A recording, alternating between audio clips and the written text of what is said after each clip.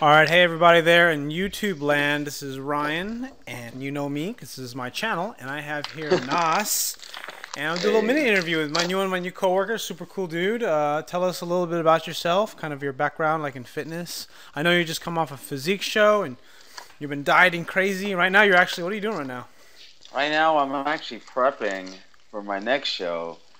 Um, it's a San Jose show on July 12th. It's the San Jose Championship. It's actually attached to the Fit Expo. So it's supposed to be a fairly large show in comparison to Contra Costa, which was my last show, which was on May 12th, not even 3 weeks ago. So it's kind of really short notice. I'm actually cooking food while while I speak. But yeah. So I'm one of the new fitness coaches over there at UFC, one of Ryan's new coworkers. My fitness background is like general, overall fat loss, fat gain. I mean, lean body gains, things like that. And not really have a crazy specialty like Ryan, where he's injuries, mobilities, and flexibility stuff like that, which I hopefully will further in the future, and something I really want to work on. I know you did. So you did a physique show. I mean, like that. I have to say, is that I got a shitload of respect for anyone who does bodybuilding. I don't understand why people will just talk shit basically about bodybuilding physique. I mean, it's hard. I mean, to be able to diet. I mean, to the extreme edge of all sports or fitness, whatever you call it, Uh huh. bodybuilding physique is a. I mean, there's a workout perspective, but it's really a lot in the diet. Like everything has to be dialed in, and kind of what you do is really hard. So I mean, what do you do to like really stay on track? Because you got really lean. Maybe we can post some pictures, right? Yeah, absolutely. We can post some pictures of But where I how? was. But what did you end up getting down to? How low did you get? Body. I didn't check my body fat. But you have to guess. I could guess I was in the sixes, easy, maybe high fives, easy. But then weight wise, I was at my lowest at 100, and I was jumping between 152.5 and 153. Um, and that's the leanest I've ever been ever. I usually walk around normally at 165 to 170, somewhere around there. But like, and that's like my average weight. So being that lean, I stay fairly lean year round. I try to stay under 10% body fat year round. So my abdominals is showing for But the you're most just part of the not year. as shredded. I mean, how would And you? not as I mean, shredded. look. So just to give you a little bit of idea of my perspective when it comes to this whole, Hmm. whatever you want to call it, fitness, body fat, whatever you. I'm like, my lowest body fat percentage has probably been about 12%, maybe 13%. Uh, I usually hold about 16 to 17% body fat. I'm kind of a, what's that, mesomorph, I think it is, where you kind of have like a bigger frame, yeah. like fat and basically I put muscle on pretty fast, but I also put on fat very fast. So I'm I mean, I've never been able to diet down that low, and for you to stay under 10%, I mean, what do you do to do that? the main thing to stay under 10% is just to know your boundaries, figure out what is your maintenance calories. That's the main thing, because once you figure out the maintenance calories for your workload, our workload including your actual work, your job, and your training regimen. Once you figure out those base calories, then it's pretty much easy. You just got to live within the means, and that's why I'm a huge proponent of calorie counting. It's very tedious, but once you get the hang of it, it's like breathing air. I Just mean, like updating your Facebook status. yeah, it's normal, you know. I mean, I Yeah. always I swear every time I wake up in the morning, I always try to discipline myself. I follow a little more balanced approach that's not so much tedious, but Hmm. what the heck? What that's my thing there. What I guess what I wanted to ask was like, because I mean, here's my viewpoint. When I train clients, most people I train are just regular people. No one training for Hmm. a show. Some people do want to get leaner, but I find that people have difficulty following nutrition plans. So I really focus on, like, obviously trying to help people with injury prevention, improving rehabilitation, and making people stronger. That's like one of my most favorite things to do. I know Oh yeah. you're a new trainer at the gym, so I like to kind of like just talk to you about kind of like what do you do to like kind of what's your viewpoint of helping people with nutrition. I have my own viewpoint and I have my own perspective. I can be a little bit cynical sometimes. I kind of leave Uh it all up huh. to my clients. But what is your approach and kind of how do you get people to like really stay on track and get motivated for their nutrition? Because tracking food is a pain in the ass. It's a huge pain in the ass. I hate doing it. I'm prepping like right where we talk. I'm prepping my meals for tomorrow, and it's a day-to-day task, or every other day, because you can't prep. Just prepping in general is tough, man. It's time-consuming. It's it's a pain. It's a huge pain. But back to the clients. Yeah. Back to the clients. So I get my clients prepped up. I think that my main thing is to have their diet really work around their lifestyle.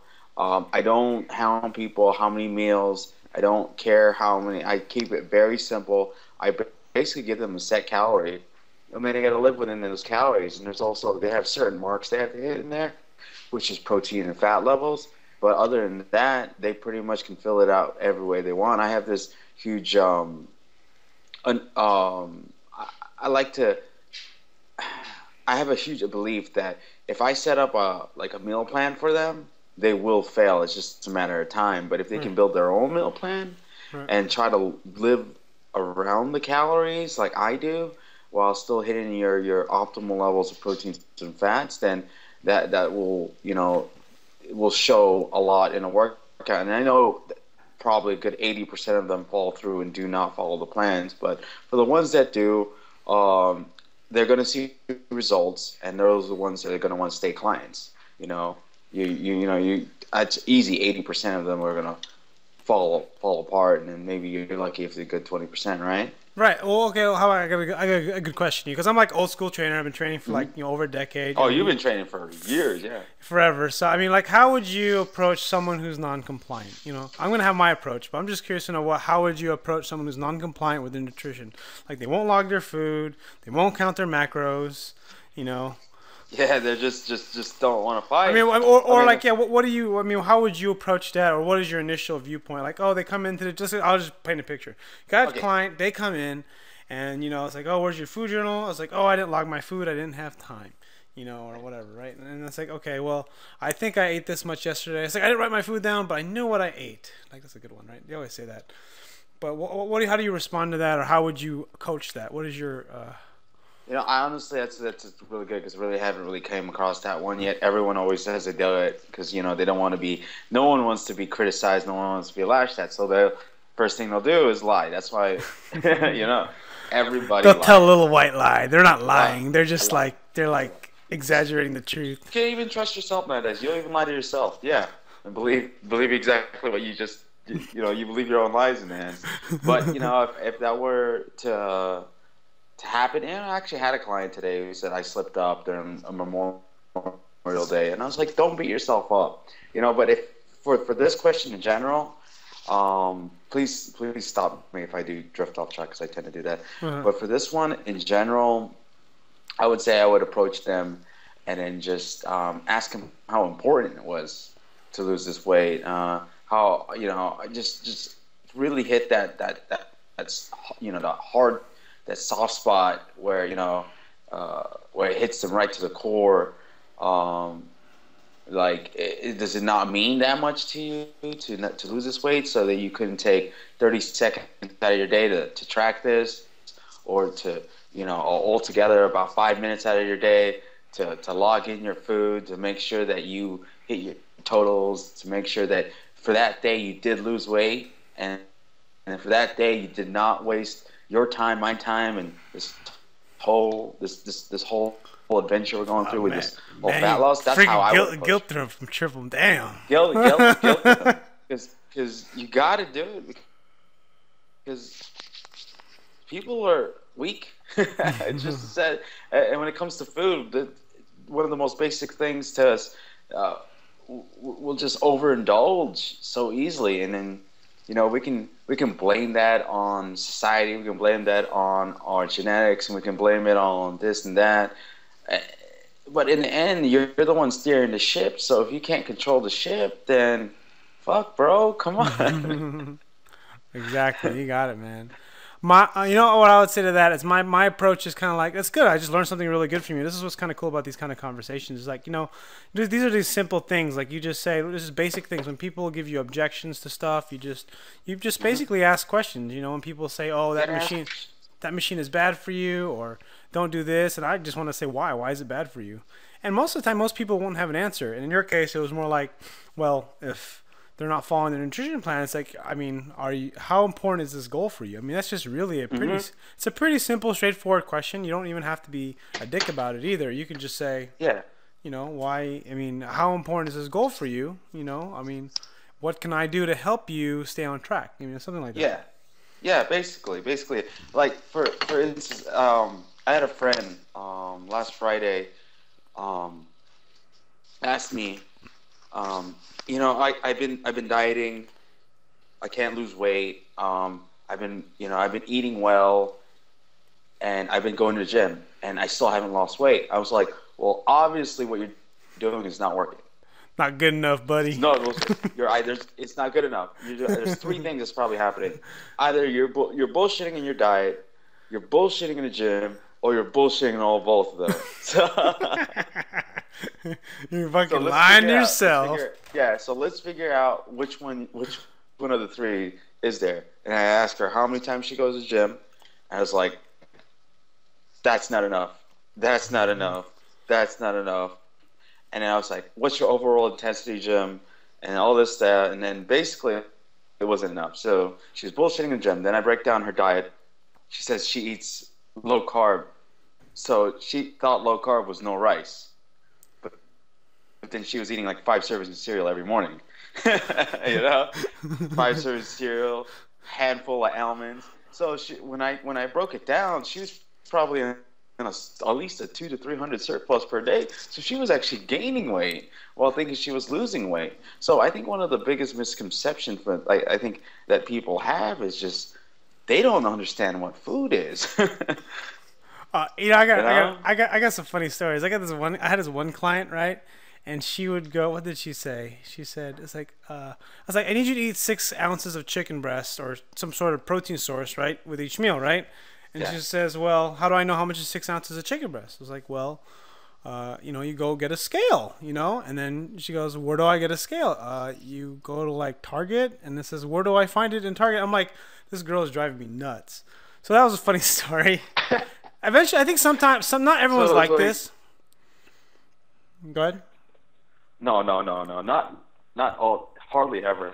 Sorry about the noise, by the way. Yeah, no problem. Not everyone is like that, I know, but it's just like some people basically want you to do all the work for them, so that way they can blame you if they don't get results. Yeah. I think it's important to fish that out in the beginning, and that's kind of what I try to do that. And then the second client I had, new client that I got actually, he's doing pretty good now. He was following diet, he's logging his food, he's counting his calories, he's been making progress in the gym, but his weight loss was slow. And when someone is really, really out of shape, you kind of expect them to lose weight fast, right? Right. Exactly.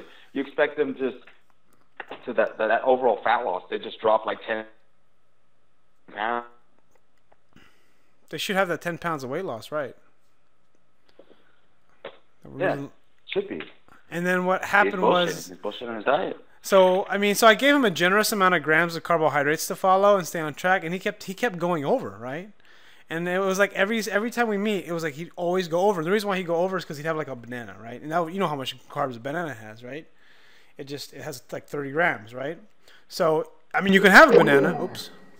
Lost connection. Okay, and we are back, and I think so this is what they talk about, because I'm like a podcastaholic, dude. I listen to so much freaking podcasts and YouTube videos. Yeah. I'm like, I was trying to get my phone to switch around. Yeah, I'm like totally like freaking. I'm a content-aholic. I absorb so much content. I have so many notes in Evernote, like with content I want to create. I'm overflowed right now. I don't even know where to start. So that's why I'm just trying to put a video up every day. You know what I mean? Yeah, that's just try to figure out what's gonna work for you. What's easy. The way I see it, and I don't really have a lot of room to talk about it because I think I put out like one video. But I think you just got to put out something that's more comfortable for you, something that's easy for you, and basically something you enjoy doing. Right. Because if you can't enjoy doing it, then you're not gonna fucking do it. Yeah, exactly. That's what it is. It's just not gonna do it. I mean, for me, it just started with putting up workout videos, and actually, I kind of did the workout videos for a selfish reason, just to check my form, and just to see how see what I look like when I work out, right? check my technique. If anything, the only things I really cared about was squat, bench, and deadlift because they're the most complicated lifts where you can actually see stuff, right? I really don't need to see. Don't really need to see myself bicep curl, you know. Oh no, not at all. And plus, you just turn around. You can do it in the mirror, you know, just see if your elbows moving too much or whatnot. It's pretty simple. But let me finish with what I was talking about earlier. Was just so I forget. So he was eating a banana like every day. He was basically having like one or two pieces of fruit, which would give him like 40 to 50 extra grams a day in carbs. And he just kept going over and over until I basically said, okay, you have 7 days. You're only allowed to eat 30 grams of carbohydrates, all right, on the days that you don't work out, all right? If you do work out, you can go ahead and have like 150 grams. Uh-oh. Can you hear me? Yeah, I can hear you. Okay. So there's a little bit of connection slowing. So, and then he followed it and he lost like 5 pounds. There you go. But what was funny, I just want to make sure that people understand in this, you know, this video or in this this podcast or whatever, that it's not so much that I'm against carbohydrates. I'll just talk on my stance. It's not so much that carbohydrates are bad for you, or I think that all people should go low carb. I just know most people eat too much carbohydrates for their general physical activity level. So if you exercise a ton and you work out, you lift heavy weights, I mean, you can have a pretty decent amount of carbs, like 200. Right, you're cutting out a little. 200 grams of carbs. Is that you or me? What was I? You're talking about carbs and how people overeat carbs? Oh yeah, I think just most people overeat carbs for their general physical activity level. If you're more active, you can eat more carbohydrates. And I think in general, if most people keep their carbohydrate intake low, they're allowed to eat more protein and fat, which tend to be more satiating. You know, I think there's a population of people that can eat a lot of carbohydrates and, you know, have good, you know, maybe 200 grams of carbs a day and still lose weight. But I think what will happen with those people is if they're not working out every day, their results will be slow. They'll still get results. It'll just be slower. That's all. You know, definitely. But everyone's situation is different. What's your opinion about the whole low carb or keeping people's carbs low? Well, my main thing is I'm a pretty big believer that once you start eating carbs, like when you eat carbs, you're right. It's not filling enough. So you'll always end up eating more and more carbs, and then in turn you'll eat more proteins and fats, and in general you'll go over your calorie count for that day because you know carbs are not very filling. And then when you eat carbs, your body wants more carbs, and then you end up overeating again. So it's like to eat that many carbs, it really stacks the plate against you. I guess with what you're saying, you mean really like starches, like potato, rice, pasta, bread, right? But not vegetables, right? Well, vegetables, they're carbohydrates. I guess we're excluding. Look at a vegetable. We're basically excluding most vegetables, right? Yeah, because a vegetable is a little different, you know, because you got what you would consider unusable carbs, correct? Right. More fiber. Because you're not going to use more the fiber. It's water. going to take, if any, it turns to alcohol basically in your gut, and it takes several hours, not a day, for it to actually transfer over to be used as an actual energy source. So it's like those don't really count, and they're very asphyxiating because of the full fiber content. So, but so I would say yes, starches, definitely. If you're like oats, anything that's not a greeny leafy vegetable is going to cause you to overeat. I'm sure there's a hole in there somewhere because anything that you say, I swear anyone can find a hole. So I'm just going to put that out there. Oh, so yeah. We're not perfect. I'm sure we missed something. I heard someone talking to you about the paleo diet, how she was trying to be paleo. What did you want to say to her? It sounded like you want to say something else, but I didn't know what your. I don't know if you. I just wanted to tell her how stupid the paleo diet is, but then she just signed up for like 16 sessions. So. Okay, so let's preface this first. Okay, so I was sitting in the back and I was on the computer, and then this client. They were talking about Nas and his client were talking about diet, and he says, and she goes, I try to stay 100% paleo, right? And then Nas was talking about basically whether or not you should eat before you work out or whatnot, And then when she asked that question about when she said that they were a paleo, I could hear a hesitation in Nas's voice, and I knew he wanted to say something else. I just didn't know what it was, so that's why I'm asking him now, so that way they understand why I'm asking the question. So why do you think the paleo diet's stupid? Well, it just, I don't get the why do you need to go back to where we were 100 years ago or 1,000 years ago 10,000 to clean up your diet? Whatever. I looked into the paleo. I'm not a big, I don't know a lot about it, but I get it. No processed food. Anything that was basically turn of the century you can't have because it's going to kill you, it's going to hurt you, blah, blah, and it's going to make you lose weight. The fact is, it's already proven that it doesn't. I mean, well, the fact is you can lose weight with what is available out there now. So to limit that and to limit the type of carbohydrates you can intake, the type of protein sources, and just the things in general in life that you can have, because it is the caveman and your body was meant to do this and your body was meant to do that. I think it's all bullshit, dude. I think it's all just another Atkins diet in disguise. Okay, so let me preface and say, I used to be a big advocate of the paleo diet, and I used to really follow it, and it used to be my thing. I used to be a little bit of a paleo Nazi for a little short period of time, probably in 2011, about 3 years ago. I am still a pretty big Rob Wolf fan. I like Rob Wolf a lot. I love his podcast. I don't listen to it nearly as much as I do because I'm kind of tired about nutrition.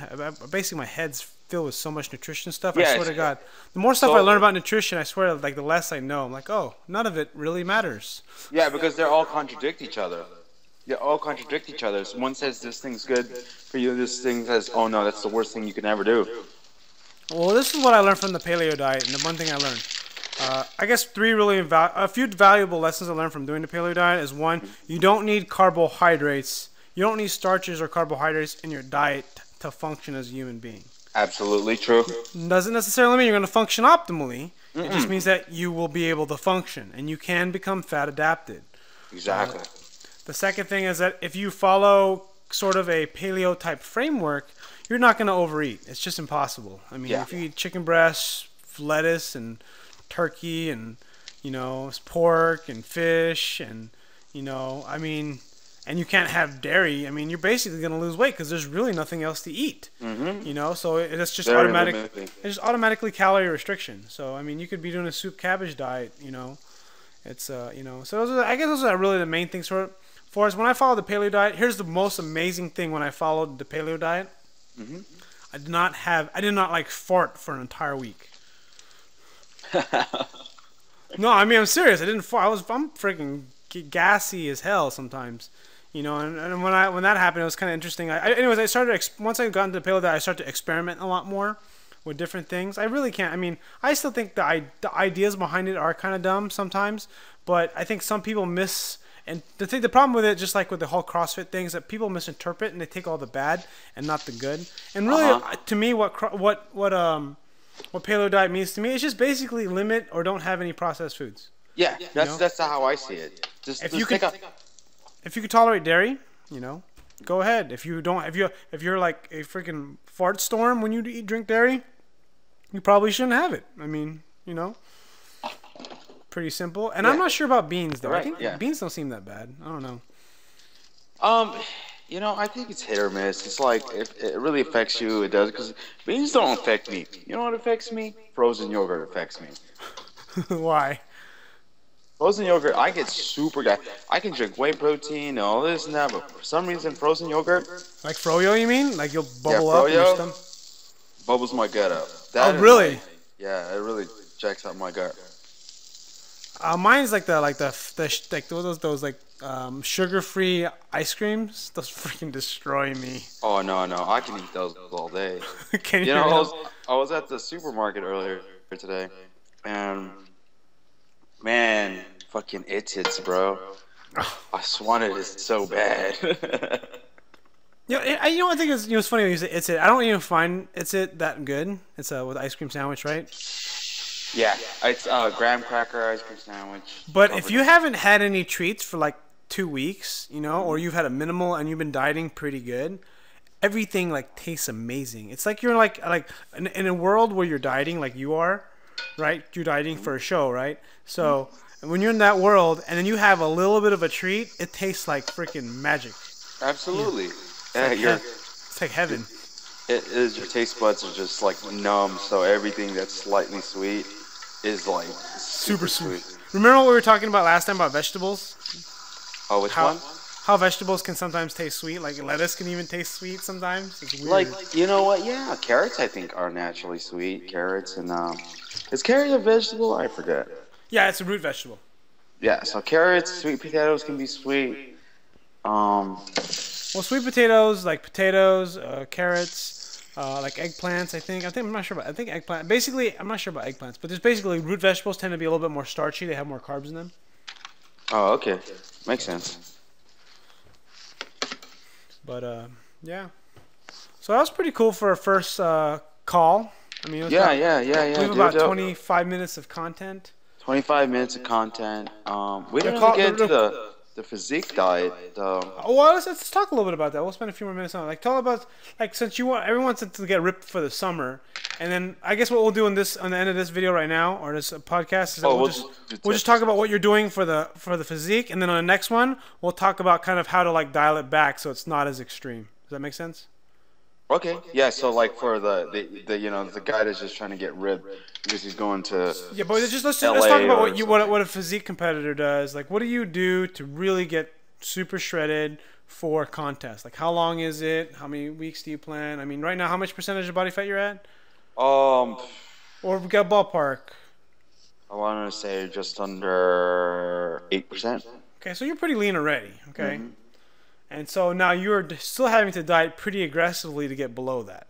Oh, definitely. This next round is it's a pretty sucky diet. I'm not gonna lie. So how much do you weigh? Like, how much do you weigh, and what's your percentage of body fat, and what's your height? Like, that way when you talk about your diet, it makes sense.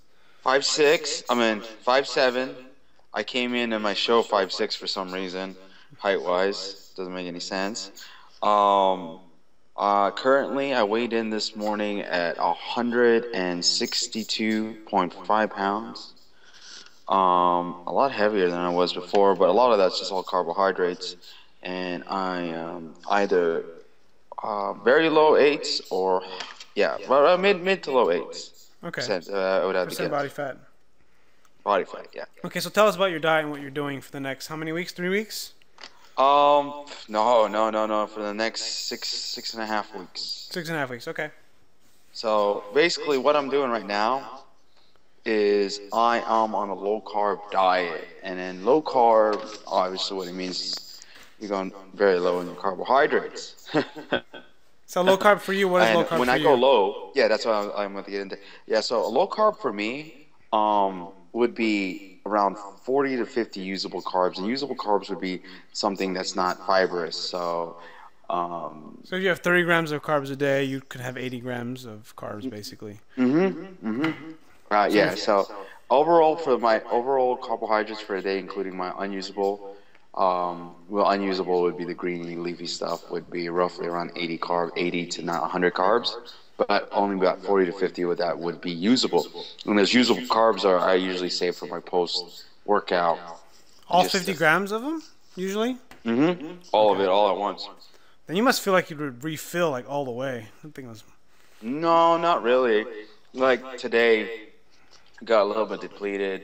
Was feeling it towards the end. It was a heavy leg day. So, like right now, I feel like I'm going to lose a pound. I should mention this too. Like, I went low carb yesterday. It was a pretty easy day at the gym. Said I did quite a bit of cardio, HIIT cardio, if you're curious. And then I lost about 0.7 of a pound when I woke up. So I was down, almost a full pound from just going low carb one day. That just goes to show you how much your body can hold when you're like how much water, right? Yeah, water especially, because when you go really high in the carbs, my body, for instance, will hold them like no tomorrow. It'll just store it, because I was actually thinking about it the other day. I think the reason why my body stores carbs so well is because my body reacts to fats just as well. Right. Make any sense? What do you mean? I don't know. This is just a theory I came up with. So basically, my body will just store the carbs and use the fats for energy. I see. Yeah. So that's what I'm thinking. Like how my body reacts to it. But you're in a calorie deficit, right? Absolutely, absolutely. I'm on roughly around 700 calorie deficit per day. Okay. Which is pretty good amount. 1900 or is it 1700? 700. No, I'm not even. So I put you at 1700 calories a day. Oh no, for my overall calories, about I range around between 2,000 and 2,200 calories per day. My basic metal. So to summarize this, your diet for the next 6 weeks, roughly, or at least a good portion of this 6 weeks, 6.5 weeks, is going to be about 2,000 to 2,100 calories a day. Yep. And then that's it? Is there anything else? I mean, and also you're doing low carb, 50 grams a day.